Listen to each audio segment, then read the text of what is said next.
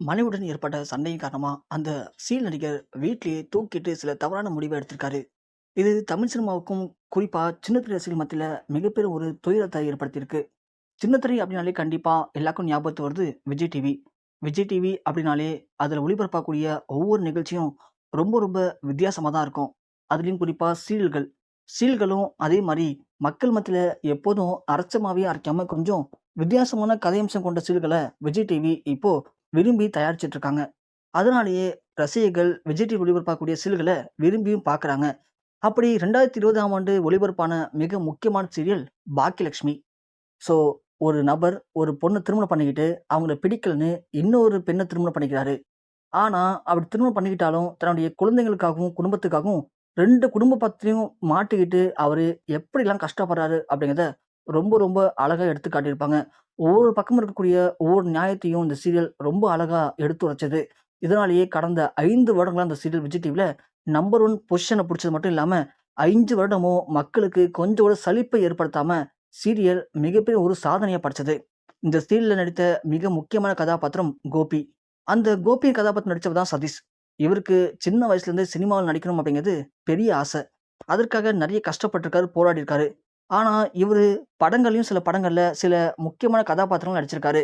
ஆனா, இவருக்கு சின்ன திரையில நெறைய கேரக்டர்கள் கிடைச்சாலும், இவர மக்கள் மத்தியில மிகப்பெரிய ஒரு இடத்துல நிரூபிக்க வச்சது இந்த பாக்கியலட்சுமி சீரியல் தான்.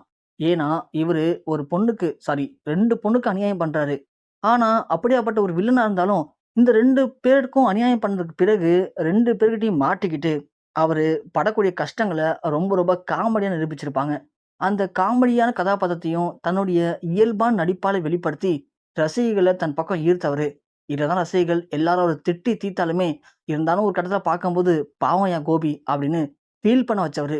அப்படி ஒரு அழகான நடிப்பை வெளிப்படுத்தி, இந்த சீரியல் மூலியமா மக்கள் மத்தியில தனக்கென ஒரு அழிக்க முடியாத இடத்த பிடிச்சிருக்காரு கோபி. அதாவது சதீஷ். அப்படியாப்பட்ட சதீஷ் இப்போ மீண்டும் விஜய் டிவில இன்னும் ஒரு முக்கியமான சீரியல்ல கமிட் ஆகுறாரு.